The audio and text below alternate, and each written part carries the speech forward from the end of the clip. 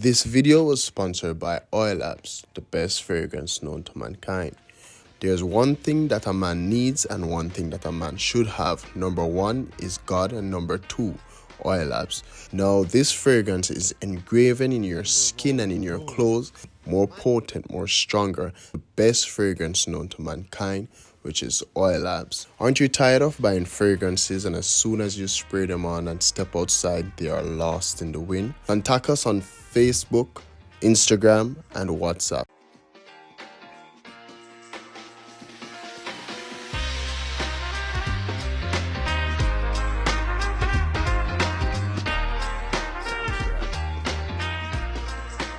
And we're rolling. Boom.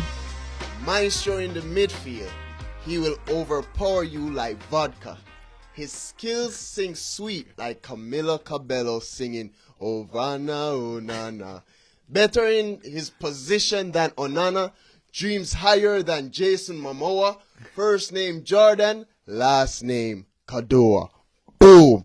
Greetings. Welcome to the I Have a Dream podcast. I am your host, Nevada O'Davian Franklin Harper. I am here with my co-host, Daniel Gomez, and my guest, Jordon Koduah. So, boom, that's my intro for you.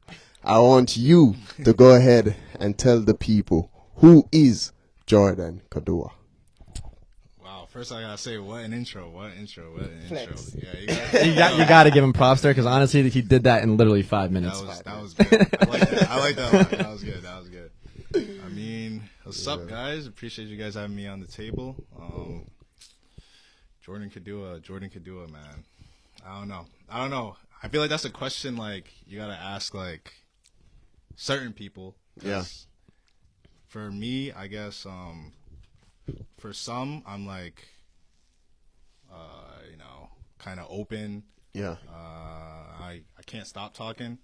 And other times I'm like quiet, reserved, I guess. So it's like two extremes. Like, Yeah. It's not really like in the middle. Like I'm either like talkative, like outgoing, or like extroverted, I guess.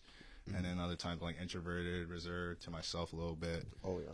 And like to chill. So yeah, man. Just depends on my mood, I guess. Only two moods though. I could definitely see that. Some of the times he comes in training and he's just screwing, not saying anything to anybody, not even saying hi. And then when he's around the association, oh my God. He's having the most fun. Then I get to talking. Well, but sometimes with them too, like it's like Really? yeah. So it's just I be the in mood. my own world. I be in my own world sometimes. Like sometimes I don't feel like talking. Focus. Yeah, like I think people like, especially because my face, like I got a mean face. Yeah. So like when I just pull up, I'm not really in a mood to talk or whatever. Then people think I'm mad or angry or sad about something, but I really just be kicking it, bro. I can't fix my face at this point. I just have to learn to live with it. Like, It's his face. you know what I'm saying? So yeah. So my first question to you, Koduah, what was your dream growing up as a kid? So, I mean, I feel like how many episodes in it, or how many guests have you said? Would you say you've had? So far? Minimum Well, 10. At least 10? 10, 12, yeah. So around that 10 to 12, I'll say like maybe, this is me guessing. I've only watched a few episodes. I haven't gotten around to all of them. I would say maybe like 8, 9 of them probably said like they want to be a soccer player. Yep. Right? Like, Gotta stop asking that me, like, I didn't want to be a soccer player until I got to like maybe my senior year of high school. Wow. Or maybe like college for sure. Like college, I was like, yeah, I definitely want to do this. Really? But high school, like I wasn't even thinking about that. I was just like, I want to get rich. I just want to get money. I just want to get money. Like I don't know how I'm gonna do it, but I just want to get money. So around like high school, I started taking a lot of like business and finance classes because I was like, all right, being a doctor, that's too much work, too much school. Being a lawyer, too much reading, and I wanted to be like an astronaut when I was like in the 3rd grade. That's NASA. That's too much. So I was like, all right, so let me just work in finance. You know what I mean? Like, try and get to these M's. Oh yeah. And it wasn't until like college, like the switch kind of flipped, and I was like, yeah, like I'd rather be a soccer player first, and then like, cause college, school's always gonna be there, like, you know what I mean? So it's like, you might as well try it if like it speaks to you or whatever. So, yeah, I would say that. That is interesting. It is interesting, very interesting. I thought that he wanted to be a soccer player from the moment he get out the womb. Nah. And my parents did like a good job of like kind of like they always pushed me, supported me, like came to my games, tournaments, all that. Like like if I'm playing bad, like they'd be the first to tell me like, yeah, that wasn't a good game. Like you gotta do better. But they also like really pushed me to like also be good in the classroom. Yeah. So like if I got like, and my parents are from Ghana, like straight out Ghana. So like if it's like you gotta be in like English, it's like why are you bad at English? Like it's your first language. Like it's a B. Like you know what I mean? Like B plus. Like why are you not getting A's? Like you speak English perfectly, so you should be getting A's. Like it's stuff like that. So it's like so there's a lot of balance in my household, like but a lot of expectation too. Like you got to be good in the classroom, and it translates to the field. So definitely, yeah, I appreciate my parents a lot for that because there's some guys who are not guys, but there's some people out there like it's your sport or you're done. You know what I mean? Yeah. So, for me, that wasn't the case. It was more like you have your sport, but you also have your schooling to back you up. So yeah. Sick. Shout out to Koduah's parents. Yeah, Mom and dad. Mom and pops, yo. Oh yeah. So well, I can start right away. So I just want to see if your path was a little different than everyone else's. I mean, usually pops ask that question. Everyone's a soccer player. That's when they want to grow up. So when did you get into soccer? Were you playing at a very young age? Oh yeah. Okay. Yeah, no, I started playing soccer when I was like as soon as I could walk. Like my dad was a soccer player back in Ghana. He was pretty good. So they say everybody's pops is not good. They could have gone pro otherwise. Like, but I don't know. In my dad's case, like I feel like he actually could have gone pro just because like when I was younger training with him, like he would teach me how to hit the ball a certain way that none of my coaches would teach me how to do. Like you know how like Europeans have like technique, like technique on technique. Like my dad was showing me stuff like that, and I was like, "Hey, this guy knows what he's talking about." I remember vividly, like before every game, he'd be like, "Try and hit the ball so it curls like that." And the curl that he would hit it with, like I'm like, I still can't do it now. To be fair, like sometimes I can do it, but other times it's like nah, this guy knew what he was talking about. But yeah, I mean like growing up, like.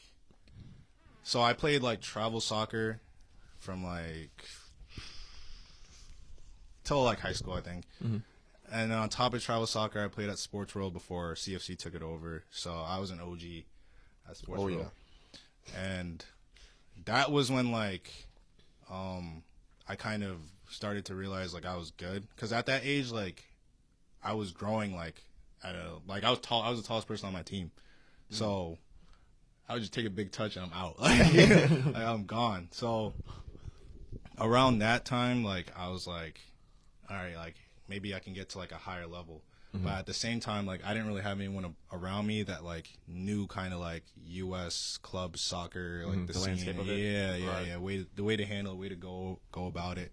So that's why I never like ended up like at an academy or whatever like that. I didn't even know I thought Oakwood was Premier. The whole time, like I'm like, all right, if it's Premier, then I'm already here. So it's like, I'm already playing club soccer. So it's like whatever. Until like I got to high school and I was like, and I met. Well, I knew Alex from young, but when Alex went to Suffield Academy, Alex Clark, shout out Alex Clark.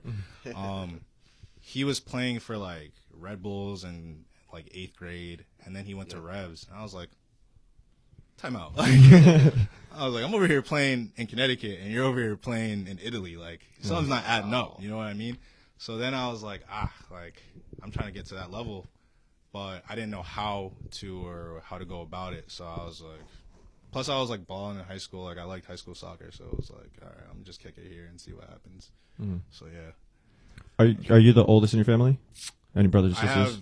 I have half siblings if you want to count them that are older than me, but they live in Canada. Like my dad's a Canadian citizen too, so it's just me and my little sister who's like full blood. So yeah, she's in college. She's about to finish her first year of school. Okay. So yeah, you didn't really have the guidance to help there was like navigate no one through all around. that. There was like no one like out of the group. Tim was the only one that was playing Revs, and I don't think Tim started playing Revs till like maybe high school. So something like that. I don't remember. Maybe he'll correct me if I'm wrong, but yeah. If you could go back, you would definitely try to go that route. I mean, like I don't know. Like I was comfortable with. I think like comfortability is like a double-edged sword because like if you're comfortable, like you're gonna probably be at your best, play the way you want to play. But also if you're comfortable, like you get complacent, and then like you don't really like your ceiling can't be as high, like you won't reach your potential as fast, I guess. So I mean, looking back on it, I had some of the best years of my like college kind of career, or not college career, but my soccer career, kind of playing high school footy. But I wanted to make the jump, especially after my sophomore year. I remember this vividly. I was talking to my pops, and I was like, high school soccer is kind of going downhill. Like, I think if I want to play in college, like I should try and go to an academy. Like Oakwood, I think offers academy. So let me see if I'm good enough. And my dad was like, I think he was all for it. But then we had a coaching change, and Gary Clark, Alex's dad, became the coach of Windsor High School. And we had a conversation, me and Gary, and he wanted me to stay and like be one of the captains for my third year, my junior year. So from there, I just decided to stay and kind of put my trust into Gary to kind of get me to a school or get me playing in college soccer. So yeah. Big shout out to Coach Gary. Yeah, Big up, Coach Gary. Yeah, man. So how did that work out when you put your trust in Gary? I mean, like I was scoring, like I was scoring for fun in high school, like, but the eyes, I would say, in the high school soccer scene around that time, it started to shift to more like prep school kids and academy kids. Like freshman, sophomore year, like they were like ballers, like legitimate ball. And even before that, like high school soccer was legit in Connecticut. And then around my junior year, I started to realize like competition started to get a little bit like the level started to drop a little bit. Like teams weren't as good because players were just leaving. Like they were just up and leaving and playing in the academy or playing like wherever, going to prep. So, I mean, around my senior year, I was getting a lot of looks from like D3s, D2s, like excuse me, smaller like D1s, and around that time, I remember I committed against my, like, behind my parents' back. Like I did not tell them, like, because I knew like I'm not gonna say the school, but I knew like if they found out that I committed to this school, they would have been like, no, like you can do better than that. Like my parents had high standards for me, so like it would have been like absolutely not. So I verbally committed. I know what school it is. I verbally committed. I'll tell you guys after. I verbally committed, and with one of my best friends from high school, and I was like, all right, cool, I'm chilling. And then the conversation has to come, like, because my parents like probably will have to like put in some money, you know what I mean? Right. Like I'm a broke high school student, so yeah, around like I don't know, like end of season, maybe like January, February-ish, maybe I want to say. They're like, all right, we'll go visit the school. So they went by themselves. Now, when my parents go by themselves to a place, like there's no one to really balance them, like put things in perspective. You know what I mean? They object. So they went dolo, and I was like, it's not gonna be good. And they came back and they were like, yeah, absolutely not. No. So I was like, So around like March, that's when you have to put in your first deposit for school.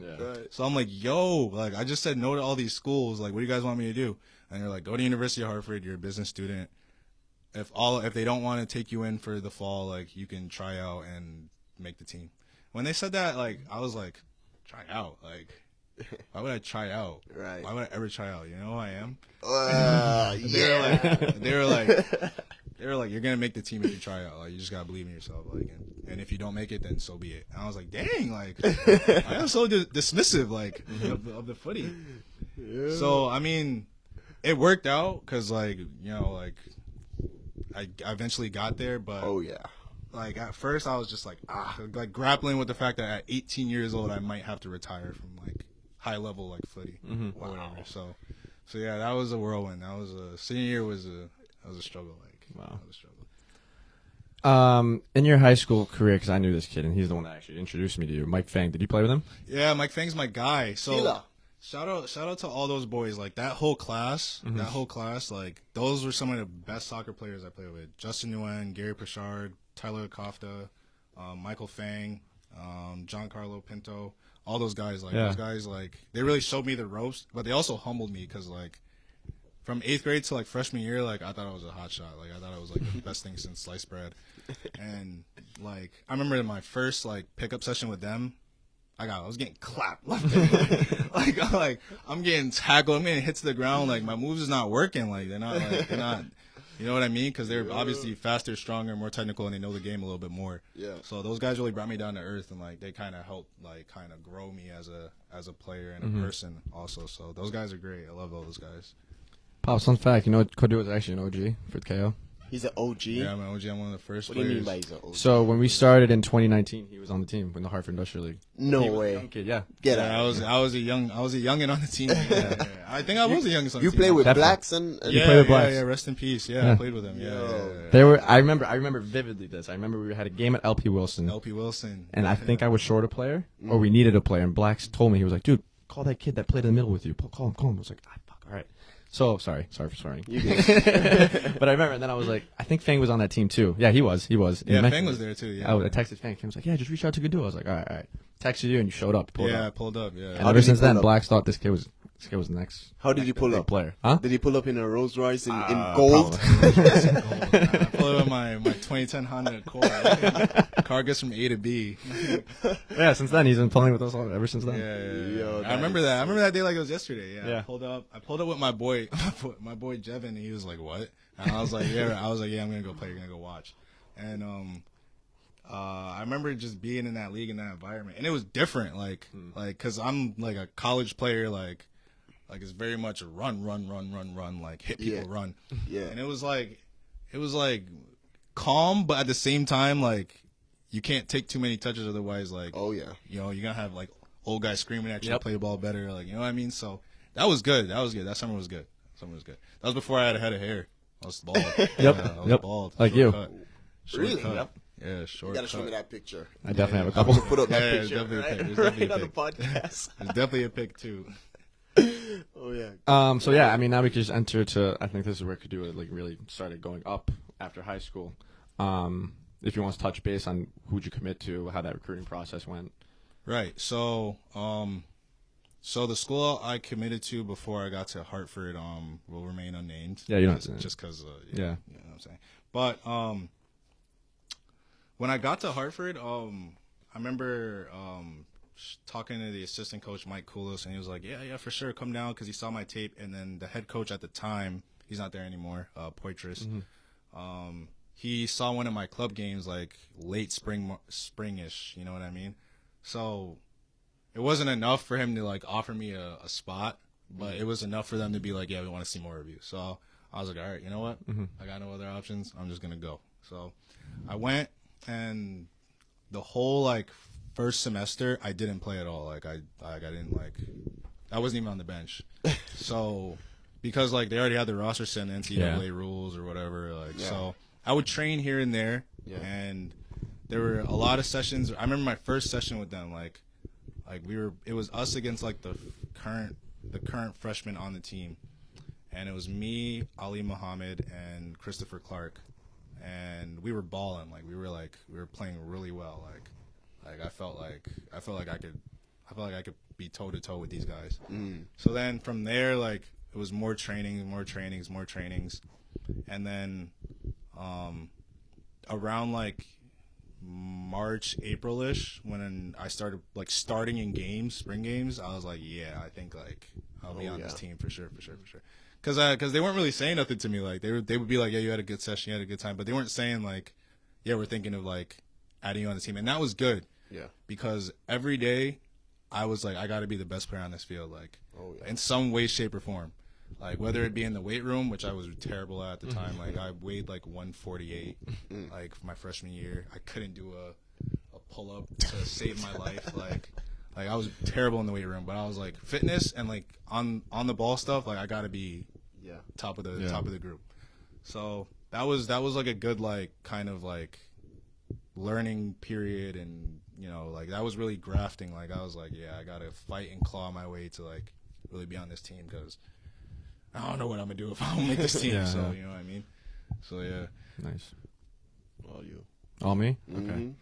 So we had a couple guests on here before that mentioned the association, right? And they're saying that you were the one that kind of formed it. Really? You and Clark. Really? Yeah. When did that come around? So with the association, shout out the guys. Too many names to shout out, but they know who they are. Yeah. That kind of started around like COVID. So 2020, but a lot of us were already family, like boys, like close before then. Like, so this was like years in the making kind of thing. The tipping point really came around COVID when like it was just like we only were training like groups of like 10 max, and then but in those sessions though, like it was like we can't play in games, so like we're gonna make whatever session we're doing like the best out of it. Like game intensity, you know what I mean? Like we're kicking each other, we're hitting each other, like almost like to the point where like we've gotten into arguments that have looked like they could like get to like a fight or a brawl, but like it never gets to that point, you know what I mean? It's Thank just God. like being competitive. So COVID really like kind of launched us to like really form kind of a group. But even like outside of footy, like we gotta have like future lawyers, future police officers, future psychologists, future financial advisors. Like it's a really like diverse group. So yeah, I mean, they want to say that I created the group, I'll take all the credit, but I think it was more of a team effort though. I think everybody kind of Nice. The reason I brought that up was because, like you said, COVID, right?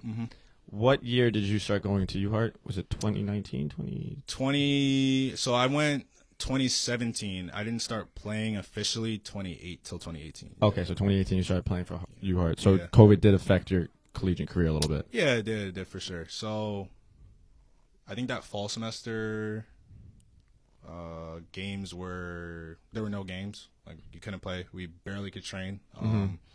And if like everyone was kind of on edge because like it was like if we have too many cases of COVID, then they're gonna shut UART down. Like, and a lot of schools were dealing with that. So from like athletics to like the very top kind of heads of the school, like there were a lot of eyes on us, especially at Hartford. At Hartford specifically, I can only talk for Hartford, and it was like a little bit uneasy. So. But going into that year, like I had never felt more ready in my life, like just because of the trainings we were doing and what we were doing to like kind of keep in shape. So yeah, so that fall we didn't play, and in the spring we played, and we got to semifinals of the America East, and that was good. It was good. I don't think our team was as strong as it was in 2019. 2019 team was very good, but the 2020 team was like decent. Like I think we could have done some things like if you know results were a little bit different, but nice. It was still a good year. And you still have your supporting cast there, the association for off season to help you keep you to check. help you get ready. Yep. Yeah, exactly. So and then I just had a question that came out. Hold on, let me ask this first. Go ahead. How do one get to join the association? Is there a membership fee? Membership fee? Nah, I mean. You just got to be around. That's it. Like, you just got to play with us, kick it with us, like, off the field and on the field. Like, there are vibes on the field, but, like, they come from the off the field vibes. So, like, the downtime we have with each other, like, that's like, priceless. Like, because a lot of people, like, when you grow up, like, when you get to, like, your mid-20s, like, everyone's going here and here and here and here and here.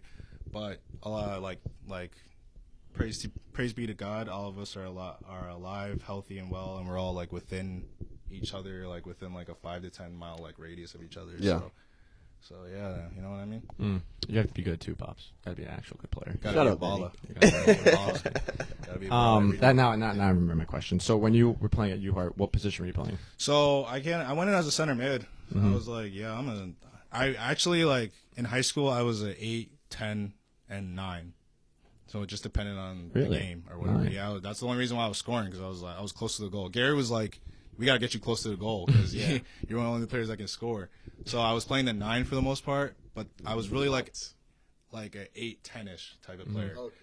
So, and club too. I was like playing the 10 and the 8. But at Hartford, they wanted me to play 6. I was like, I've never played this position before. Like a holding 6, like hold, like you can't bomb forward. You gotta sit. You know what I mean? And I was like, I don't know if I can do that.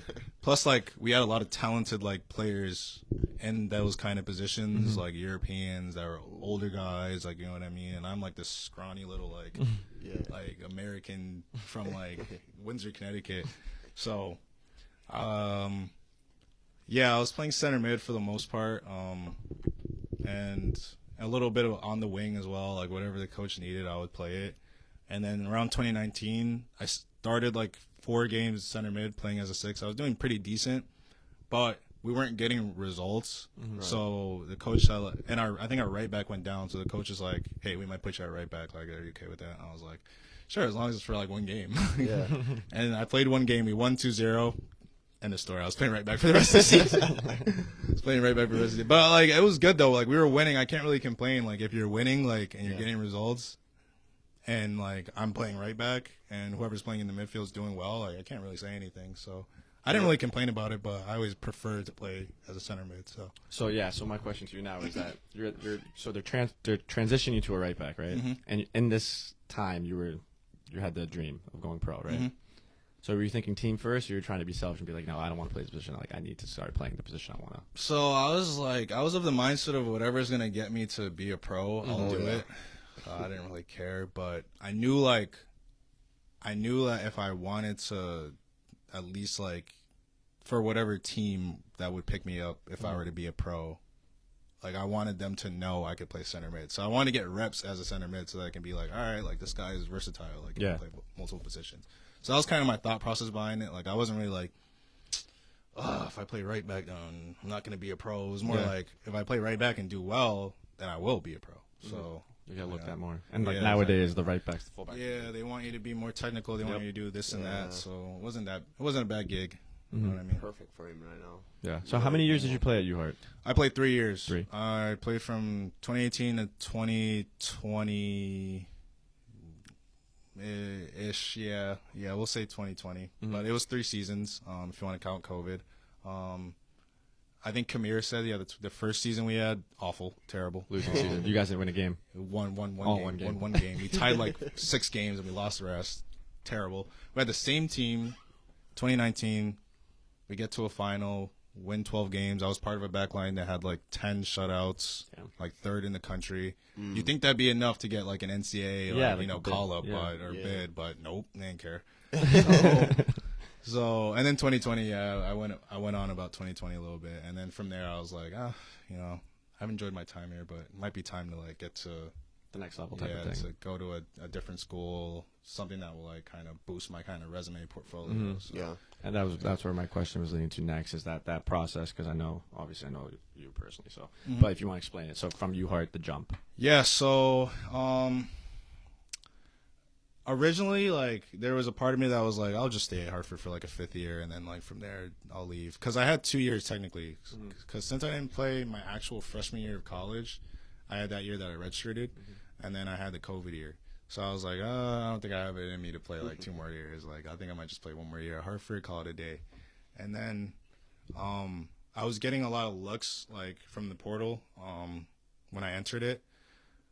From a lot of schools, but they all wanted me to play for 2 years. Like, they were like, yeah, we're not giving you a full ride if you're not staying for more than a year. So I was like, I might have to pivot a little bit, you know what I mean? So it was down to like 3 schools, like Rhode Island, and they were like, a lot of schools in Rhode Island's kind of conference, they were looking at me, but some bigger schools were, but they weren't willing to offer me like a full ride. So it was like between Rhode Island, like Dayton, and Dayton's in Ohio, and then I want to say LaSalle and Philly. I think it's Philly. And at first, Rhode Island was looking a little tricky just because of their money situation, but I really wanted to go there because I wanted to play with Pat. And Derek had like such good times there, like Derek Arhin, shout out Derek Arhin. He won like 2 chips there, like he had a great time, like he loved that school, so I was like, I might have to go over there. So, but then like they kind of figured it out, and like we like had kind of a plan for me, and it was to spend a year and a half in terms of schooling at Rhode Island, but not stay there for 2 years like full. So I would graduate like December of 2022, start August or September of 2021, and then I'm done. So so with the help of kind of like Derek and Pat, the coaches kind of like they needed a 6, and I wanted to play the 6, so it was kind of like a match made in heaven. So that kind of worked out. So yeah, it was great. Yeah. Did you play the 6 for them? Yeah, so I played mainly the 6. I played a few games right back whenever our right back went down, but yeah, I played mainly both majority of my games were at the 6. So yeah. Nice. Yeah. So like you said, you mentioned Patrick, right? So you guys are going together to the same school. Was this at the point where Patrick was in that trajectory to go? Oh yeah, I mean after his, I want to say 2019, I think he got All-American in D3. Might have been then. I was like, yeah, if this kid gets to the right environment, he's for sure gonna be a pro. 6'4", can run with the ball, can run without the ball, can hold up the ball, can go on the wing. Like this guy, like you'd be blind if like you couldn't like see that this guy's potential and ceiling. Yeah. So yeah, like I literally like watched it happen. Like I think like his first year he scored like all our goals. Like I think he scored like 10 goals and had like a few assists. And then the next year, like it wasn't as good production wise, numbers wise, but he was still putting in performances. So it was great to watch. It was great to be a part of. Just seeing like one of your boys that you saw like when he was shorter than me, balling now and you know being like a focal point of the team. So yeah. Yeah, because I bring that up because he mentioned too when he was here that he trained with you too in that process of when he was trying to go to the next level. So how was that for you? So that was good for me. It was great. It was a great time. Like it was exciting times because like I knew at least one of us was gonna go directly from Rhode Island. Like obviously like I thought or I wanted to. My dreams, aspirations were to enter the draft, get drafted, and then go from there. But things don't always, you know, work out the way you want it. But those trainings were hard and intense because it was like our head coach had us sprinting, like it was more just fitness. Yeah, it's more fitness than like actual ball stuff. And then if we were doing ball stuff, there was fitness with it. So like we were dying after every session. So, but that was really good. It was a really good time. Like, and it was intense and hard. Yeah, so, yeah. And then in that time frame, when you're at URI, the off season, did you look to play anywhere else? Like, did you look to go USL, USL2, somewhere to start your actual like semi-professional career? So after like the draft happened and I didn't get drafted, I was like, what do I do now? Like, because I was done with school, so it wasn't like I could go back to school and then like figure it out from there. So that whole time period, I kind of spent just training on my own, working on things I need to work on, like my left foot, my pings, my passing, my fitness, in hopes that like something would come up, right? So eventually,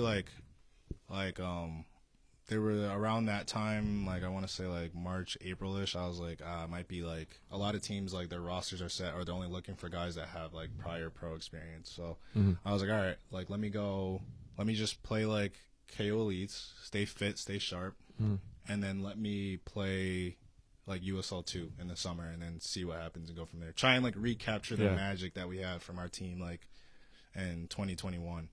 This video was sponsored by Oil Labs, the best fragrance known to mankind. There's one thing that a man needs and one thing that a man should have. Number one is God and number two, Oil Labs. Now this fragrance is engraven in your skin and in your clothes, more potent, more stronger. The best fragrance known to mankind, which is Oil Labs. Aren't you tired of buying fragrances and as soon as you spray them on and step outside, they are lost in the wind? Contact us on Facebook, Instagram, and WhatsApp. Where we won like a chip or something like an Eastern Conference like chip or something, and then we had some eyes on us so yeah, I mean like it was a good time. It was definitely like a tough time for me though. Like it was disappointing. Like I'd be lying if I say I wasn't disappointed. Like I wasn't signed or anywhere like that. But I don't know. Something's like God's plan isn't always like a straight like line. So sometimes it's curvy. So how do you stay motivated after that big disappointment? That's a great question. I would definitely say like it's tough. You know, you're waking up, you seeing your peers like Like you train with them, you might feel like you're just as good as them, and then you see others that like are getting signed left and right. And you're like, when's it gonna be my turn? Yeah. But I would say like for me personally, like I never like to lie to myself. Yeah.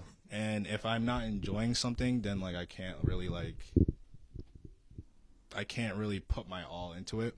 So there was definitely like a 2 to 3 month period where I just was not enjoying soccer. Like I fell out in love with the sport. I was like, what's the point if I'm not a pro? Like I did all this work just to not be a pro. But then like you kind of remember what my parents said to me about like having that balance. Like you have your schooling, you got a master's degree, like might as well use it.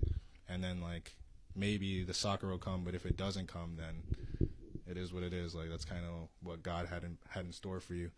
I mean, obviously, like I definitely still think like I'm in tip-top shape. Like I think I'm good enough to be there. But if it doesn't work out, then I'm gonna have to learn how to deal with that disappointment and kind of channel it into something more positive. That makes sense. So yeah, that makes sense.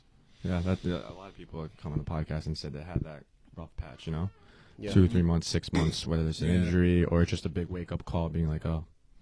But sometimes I don't know, Pops, if you want to touch on it coming out of that, like. Yeah. That path is I've went through it myself. If these guys didn't went into the UPSL, I don't know what I would be doing. I'd probably be here fat. So I'm really happy that KO Elites are going into the UPSL, and now they're going into the UPSL Premier. Right. How do you feel? Because you've won this. Yeah, you've won this. He wasn't there at the final game. I wasn't there. You weren't there? He was injured. I was hurt. Guess who hurt him? I wonder. Remember? This guy, bro, mad reckless. mad reckless. Yo. No, but no, it's dope. Like I just want to say like you probably heard it like a lot of times. I just want to say like I think it's great like for the community. I think it's great for ballers who are kind of in between, like me, like from college and to kind of figure out the next steps, and also great for guys who are a bit older, still have a lot to give, but maybe like can't get to a pro level like. So who you can say? Kwesi. Because he's a baller. Kwesi is a killer. So obviously like being at UPSL like and being at the top level UPSL, like I definitely think that's where KO needs to be. Like that's the standard. Like, and if we can go higher, like you know what I mean. The sky's the limit. So it's definitely a good thing. I'm gonna maybe win the lottery. I'm gonna get a billionaire, not a billionaire, a millionaire. I'm gonna get a millionaire. We get like some venture capitalists to soccer's a big thing now. Like you'd be surprised. Really a lot of like club teams around that I've been hearing are getting bought by a lot of venture capitalists that like. We just talked to Zach from Vail, and he was mentioning that too. That the soccer now is getting bigger and bigger. A lot of people are investing in it. But anyways, back to you. You said you won the Eastern something, right? It was like the Eastern Conference Championship. Was that with URI? No, that was with Western Mass. Yeah, that's what I was going to say. Pioneers, because I remember you guys had a very good team. I think it was 2021 or 2022. Yeah, I think it's 21, Where it was like you, the guys I knew, you, Khalid, Pat, Tyshawn. Playing in that environment, did that kind of change your mindset a little bit? Did that motivate you even more? Like there, I was like, that summer was weird because like that was the transition period from like UHeart to URI. Like I was figuring out my kind of plans, and then like from there, like I was like, all right, well if I'm gonna play the 6 again, I gotta like relearn kind of how to play it because it's been a little while. And I was playing wing back the entire time. Like I was playing like right wing back. We were playing like 3-5-2, and I was like, all right, like this is not what I had planned, but we were winning. Like we were winning, and we were winning, and we were winning, and we were winning. Yeah. So I couldn't really say much, and it was working. So I would say like that point on, like that kind of showed me. It gave me like a little glimpse of like what like the pro life could be, because it was like you win, then you get notoriety. I was scoring a lot too. I think I had like 3 or 4 goals, had 3 assists. I think in the semifinals of the Eastern Conference like championship, I had this sick through ball to Pat and he scored, or maybe it was the final, I don't know. And then from there I was like, yeah, like this environment, like this feeling, like I want to stay here. Yeah. Like, you know what I mean?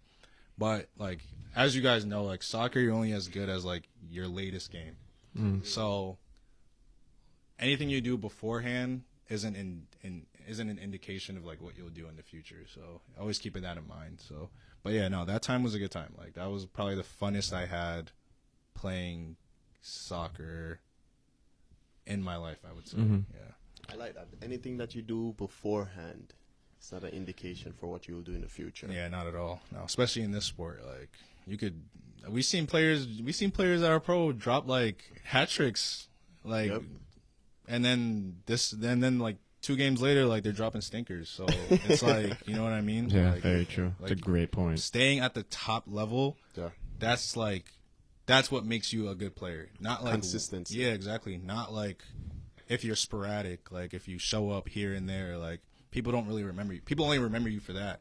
People remember you for like how consistent you can produce like moments of magic. How many times can you do it? Can you do it again? Like, so it's just more of a mindset thing, I think. Have you ever had a moment of magic, Benny?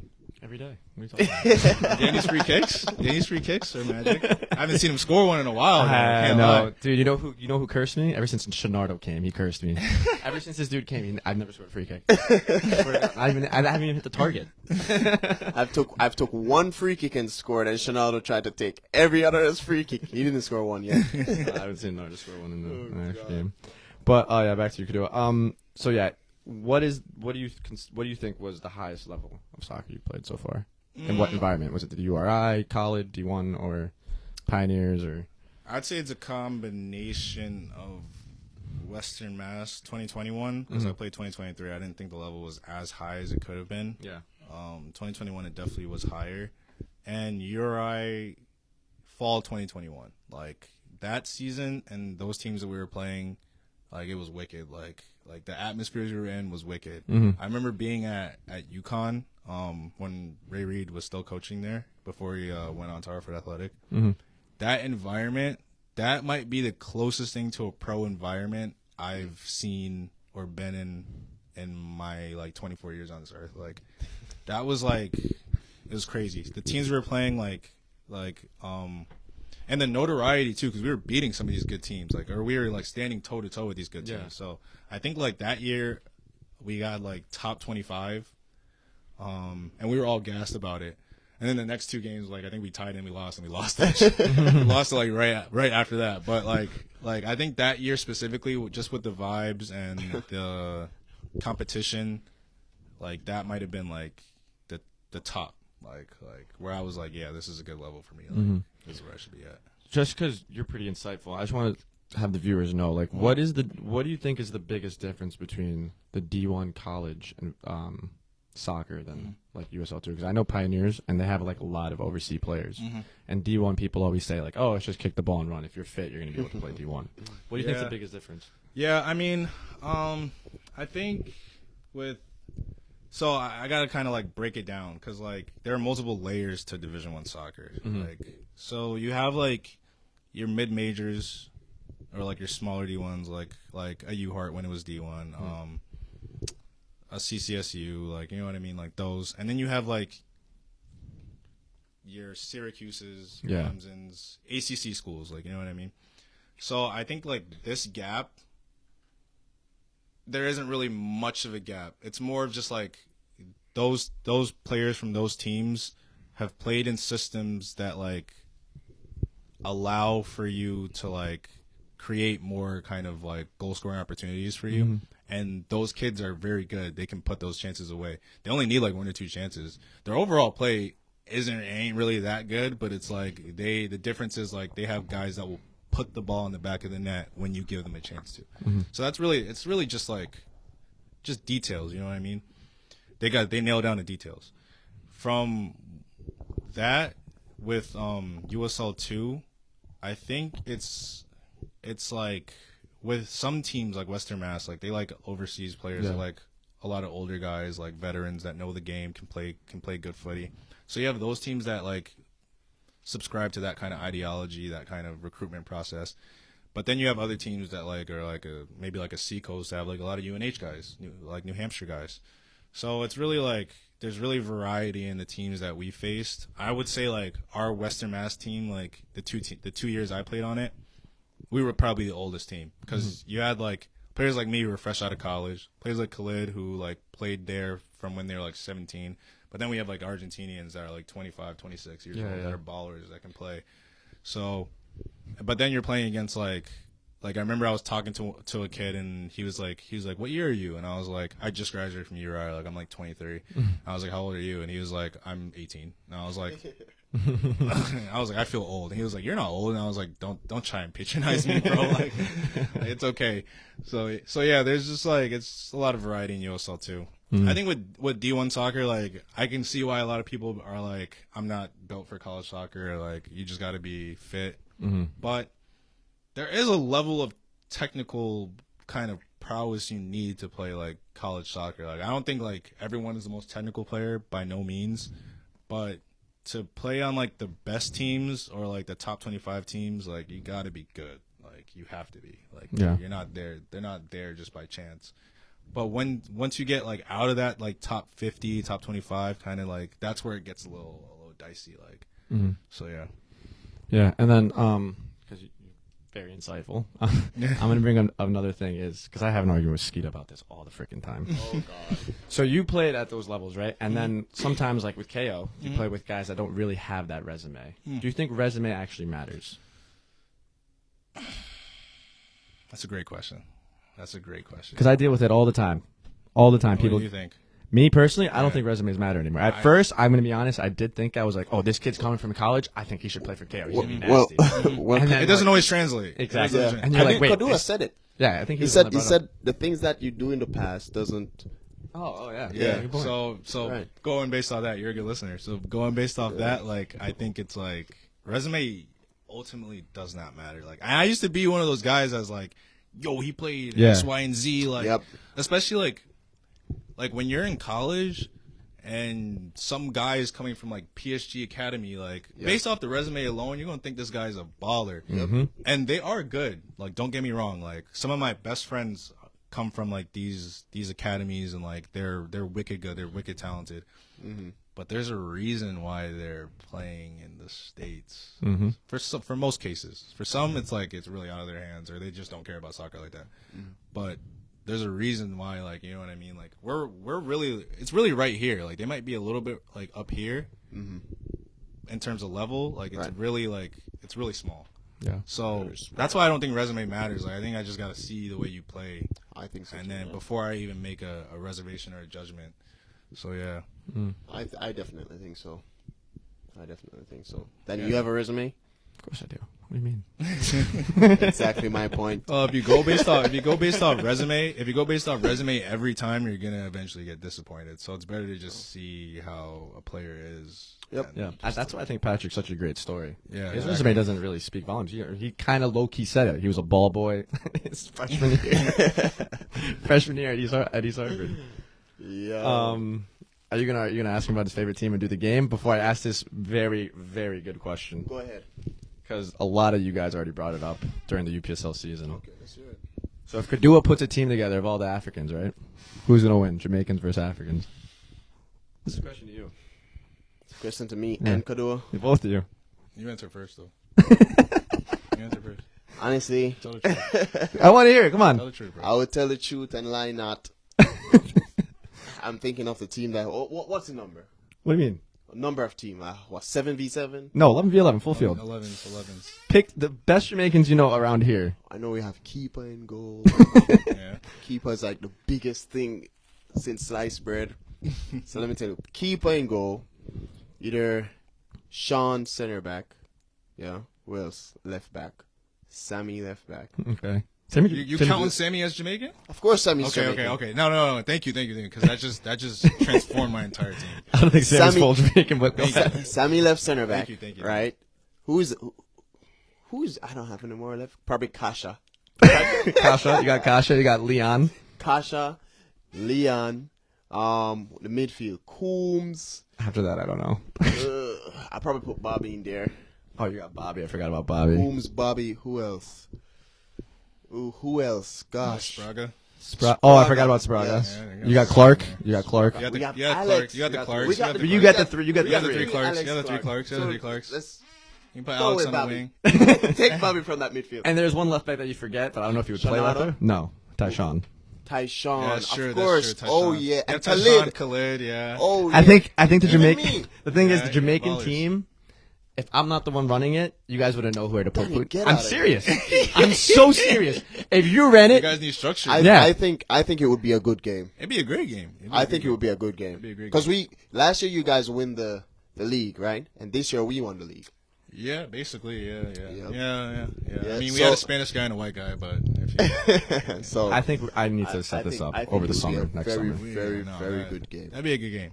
Personally, I One think- love, Jamaica. I honestly think we would win just based off of like we play together like we play together. The So association. the Jamaicans like you guys play together but sporadic. Yeah. So it's like these three may be your midfield, but they never play together. Or these three might be your front line, but they don't play together like every day. That's very true. So, Yeah. but us like we Yeah. play together like Yeah. for the most part, so we have kind of more of an understanding. So Who would be your goalie? They don't who would have be a our goalie. goalkeeper? That's the problem. That's the issue They I'm don't have thinking a They of. don't goalie. have We would one. destroy them. I don't know. I I'm could gonna definitely change find my- one though. I'm gonna change Yeah, you my could definitely score. find one. I'm gonna change my score. It's gonna be 4-2, Jamaica. And who's going to goals for Jamaica? Nardo, Alex. What are you talking about? Tyshawn.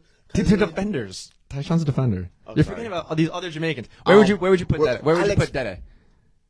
Who said that isn't? Where gonna would you be my put Shaq and Bull? There's gonna be subs. Look at that Shaq. I Bull. think we need to have Oh this my game happen. God. We I'm can gonna have set this it up. team. Yeah, we can have We this will team. destroy them. I don't know. No. 4-2. I'm gonna change my score. They would have a great team too. 5-2, Jamaica. Because you know why? They Yo, don't it's have, recorded, so we're gonna go back to it. We're gonna go back to it. They don't have a lot of defenders, right? Their defenders are not as good as our defenders.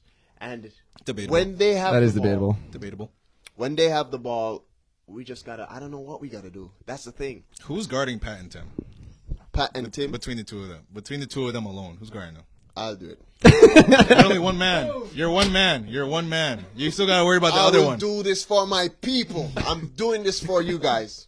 Strap up the knee. Me personally, Do it. I think Koduah and the Africans win because they'll have discipline. You guys, one goal, you guys are out of it. That's it. That Yeah, is I the know. problem. Yo, don't let us score more than one goal, because Then then you there's- guys are done. Yeah, that's it. You guys The are thing done. is, what I admire about you guys is I remember I was playing against you guys and these guys were moving the ball so fast. You remember when I was playing with Promise? That league at Vale. You remember that league at Vale How long last ago year? was this? How long ago was this? Last year December. You're talking about the tournament? The tournament? Tournament? Tournament. Oh, the tournament. Oh, yeah. Bro. That's when, like, we first met you. Bro, Yeah. you guys Yeah, here, boom, boom, boom. then yeah. there, and then Tim scoring. I'm like, when did Tim? Tim just passed the ball from center back, and he's right there scoring. So I do admire that about you guys a lot. You guys are very good on the ball. Yeah, I'd say we like to play the game the right way. I think we got to rough them up a little bit. Yeah, that's true. That's true. That's But, true. If you rough us up a little bit, then. it might be Let's get into. So we're gonna play a game, okay? Okay, cool. It's called Five You gotta count. Five Questions. All right. Yeah. So this is just we and the viewers getting to know Koduah more. All right. Oh, I like that. I like that. All right. So, what is Koduah's favorite song? Favorite song? Wow, I wish you guys asked me this before. Yeah, that's. You asked me that. It's on the spot. That's sticky. That's on the spot. Yeah, that You got a is, favorite song or you don't? that is sticky, bro. What about? I see you and Caleb doing. You know what I'm talking about? Yeah. It's definitely not that song, but I would say my favorite song right now is Night and Day by Western. Night and Day by Western. Play that song, Danny. I don't know. I can't. I know. You would have to do it on your laptop. Night a good and tune. Day by Western. By Western, yeah. Night and Day. You know what? Let me hear this song. Let me see if That it's song's a Dookie. bop. Let me see if it's Dookie. That song's a bop. Night and Day. Western. Who's it? Yeah, Western. Okay, you said Western. Western. Which one is it? Play a little bit of it. Let's hear it, Danny. Play it. Rate it. Oh God, the ads. This is what we need. Ads. What do you think? We're gonna play Very like chill. 30 seconds of it.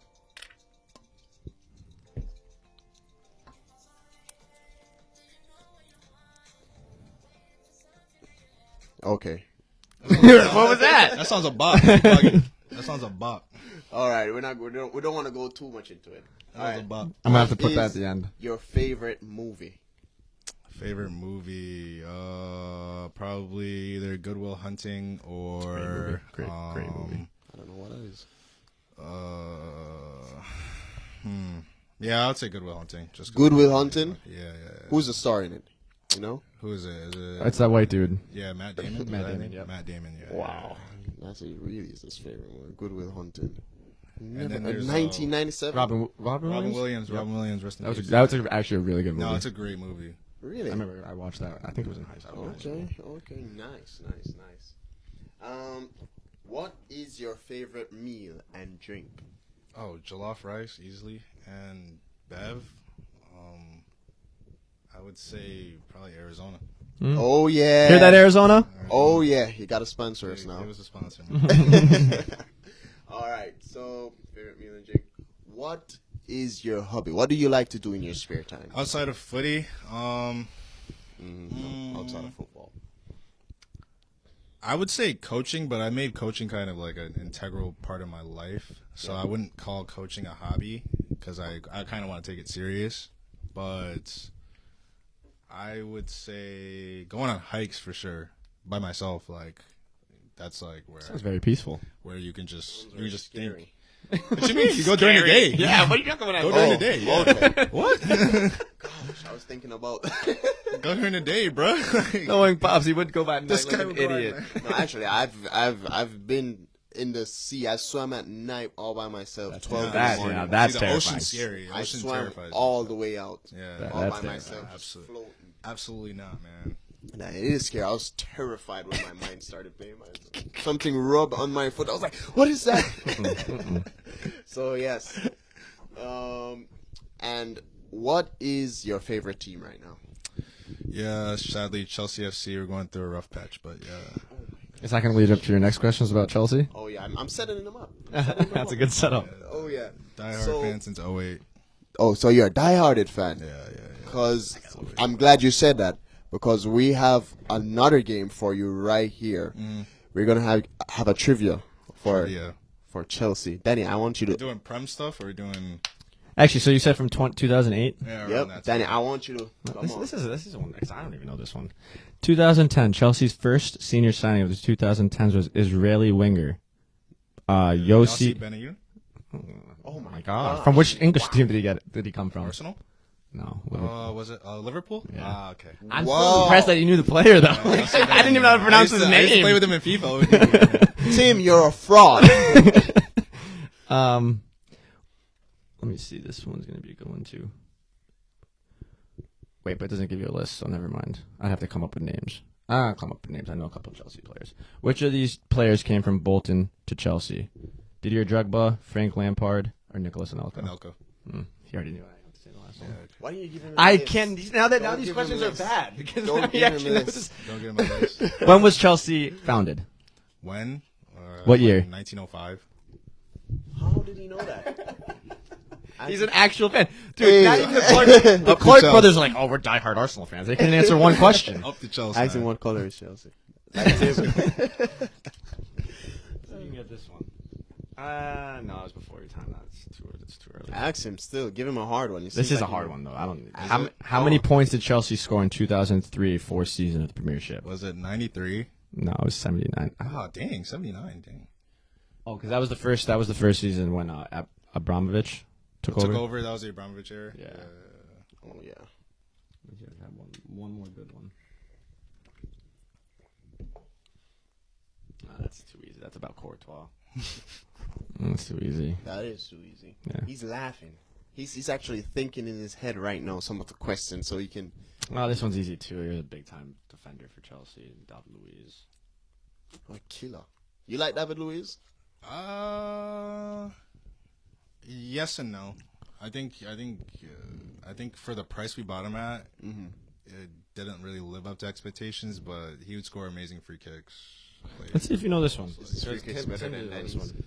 That technique, man. That Let's see technique. if you know your Chelsea legends. Frank Lampard came from which club before he joined Chelsea? That was a West Ham. Okay, damn it. Wow. I can't trump him. I can't trick One him. more. Come on, give him. Stump him. I'm trying. Stump him. I can't. He's on a roll. I know. Get him off that roll. Find a new website. This website sucks. Let me see. Who's your all-time favorite player for Chelsea? All-time favorite player for Chelsea? Frank Lampard, but Hazard is a close second. Like, Chelsea Hazard, like, that was peak. Nice. But Frank Lampard, because he was Look midfielder. at these questions, dude. Did your Drogba play for which international team like that? That's not a question. Come on. Come on, Danny. Give me something. We got to keep the pressure. We got to keep the pressure. High pressure. We're high pressing right now, and he's knocking the ball very good in the back line. This could be interesting if you can get this one. I'd be very impressed. Stump him down. Which goalie played 729 games for Chelsea, keeping 208 clean sheets in his time frame? Oh, yeah. It's not Petr Cech. No. It's not Petr Cech. Kudicini? No. One more guess. Kudicini. I got him. Good job, I Danny. got him. We got him. It's, One more guess. Better guess. Hilario? Is it Hilario? Let's keep it I going. think this is a little Sarfield. too early. It was Peter Bonetti. I don't know if you know him. Oh, Benetti? What? You know him? I do know who he is. I didn't know he was that nice. Like, I know. Bro. Oh, this is interesting if you know this. One more. What? Who was the manager of Chelsea from 95 to 99? Big legend. Not as a coach, but as a player, he was a big footballer. He was. Yeah. Okay. It wasn't Zola? No. You got him, Danny. You got him again. Give me a hint. I'll give you a hint. He's Dutch. He's Dutch. He's Dutch. You play FIFA, right? Yeah. He's an icon. Yeah, I know. He's black, right? Yep. I don't know what his name is. You don't? Yeah, I don't know what his name is, but I know who he is. You know what I'm talking about? Yeah. What's his name? Hullet. Yeah. Ruud Hullet. I didn't know he Ruud coached. Hullet. I didn't know he Yeah, coached. yeah.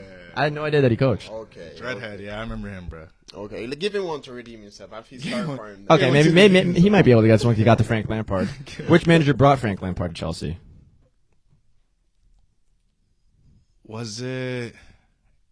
It wasn't Mourinho. Mm-mm. Who was before? Was it? I don't know. Yeah, I don't know. Claudio Ranieri. Ranieri. And he's a big-time coach. We are here Crucial. exposing the frauds that say that they are true. Some of them were some tough questions. That they say that they're true fans. We need to do that more often because some of these guys like to say that big-time Okay. fans. Okay. So Koduah, this is the last thing, right, Eddie? You Um, have anything else for him? I did, but now that we went through that game, I forgot my question. Oh, no, now I remembered. Yeah. Now that you mentioned that you're going to go in coaching, or you're doing coaching right now, right? Do you see that as like a long-term thing? Like you're never going to stay away from the game? Yeah, yes and no. I mean, obviously, I want to keep playing soccer. I want to keep playing at a high level. But I also have found kind of like some solace and like some, just like, more clarity when I'm coaching. Because obviously, you know, like you're a coach too. Like you can't control at all. Like, you can tell them where to be, what to do, but you can't joystick them. Like, you know what I mean? Wow. So I mean, coaching has brought me like a lot of kind of, it makes me look at the game in a different way, which is interesting. I always thought like I was more of a coach on the field, but when you're on the field and when you're on the sidelines, it's a lot different. And now I can see why sometimes like my coaches are ripping their hairs out when they're like on the sidelines, because like you give them a game plan sometimes and it just all goes under the gutter. So I don't know. We'll see. I mean, I definitely think like later down the line, like I can definitely be like a top coach, like one day, whether it be in college or wherever. But for now, like I'm kind of taking it easy, see where it leads me, and then go from there. So Yeah, that's good. Just don't coach Jamaicans. Anyways, I'm stressed every day about it. But go ahead. so we have one more question for you. yeah, man. Go ahead and tell us an advice that you would give for younger people that want to play your same position and have similar dreams and aspiration as yourself. I would say, if you think you're working hard, you're not. Like, you need to work 3 times as hard as what you think you're doing, because the next man is doing even more than what you're doing. So, if you think like you're giving it all you got, like try and take some time to reassess, go through everything that you've done up until the point that where you're at, and then see if you can take it a step further. Because the more you challenge yourself, and the more you put yourself in uncomfortable situations and kind of learn from those uncomfortable situations, the better you're off as a person and as a player. So, great message. Beautiful. Beautiful. That is it. And that's time. So far, that's all. Again, we have to give a shout out to our sponsors, KO Elites Football Club. We have Nick Media, Davis Media, and last but certainly not least, Oil Labs for the best fragrances known to the human race. And we're going to get Arizona soon one of these days. Thank you, Koduah, for being here. And that is it. Boom. Wait. What did I always say? I always say something, right? No. Continue watching and stay dreaming. yes, Boom. sir. Yes, sir.